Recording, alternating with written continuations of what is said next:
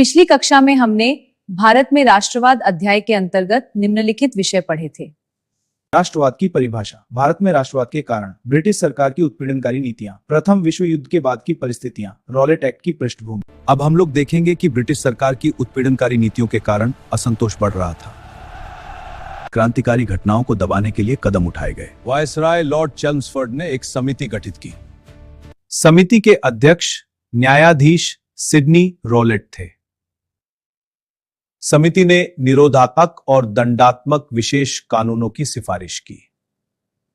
समिति की अनुशंसा पर क्रांतिकारी एवं अराजकता अधिनियम यानी 21 मार्च को लागू हुआ।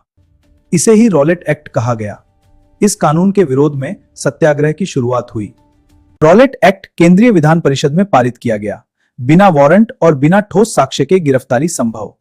महात्मा गांधी ने इसे स्वतंत्रता का हनन बताया। गांधी जी की अध्यक्षता में सत्याग्रह सभा आयोजित हुई।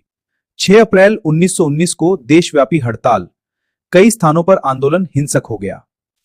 पंजाब में आंदोलन तीव्र था। डॉक्टर सत्यपाल और डॉक्टर किचलू गिरफ्तार किए गए। 13 अप्रैल 1919 को जलियांवाला बाग मैसका हुआ। ब्रिटिश सैनिकों ने निहत्थी सभा पर गोली चलाई। सैकड़ों लोग मारे गए। पंजाब में मार्शल लॉ लागू कर दिया गया। रविंद्रनाथ टैगोर ने नाइटहुड की उपाधि लौटा दी। महात्मा गांधी ने कैसरे हिंद की उपाधि त्याग दी।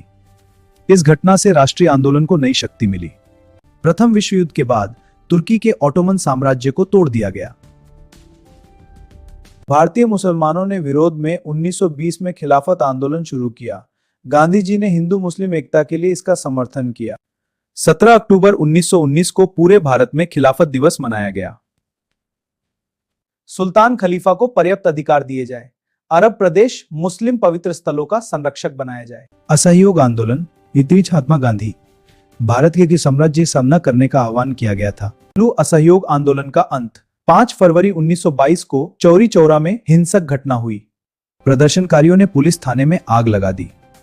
महात्मा गांधी ने हिंसा के कारण आंदोलन वापस ले लिया। गांधी जी को गिरफ्तार कर 6 वर्ष की सजा दी गई 1922 में। अब Simon commission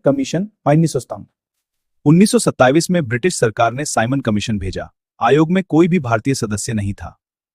Simon go back, पूरे देश में नारा लगा। देश भर में इसका जोरदार विरोध हुआ।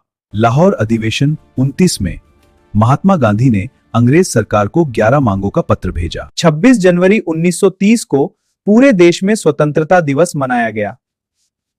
मांगे न मानने पर गांधी जी ने नमक कानून तोड़ने का निर्णय लिया। दांडी यात्रा साबरमती आश्रम से शुरू हुई। लगभग 24 दिन की यात्रा के बाद गांधी जी दांडी पहुंचे। 6 अप्रैल में कानून तोड़ा गया।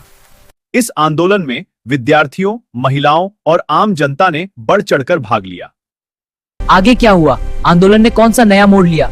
ये सब जानने के लिए अगला पार्ट देखना बिल्कुल मत भूलिए।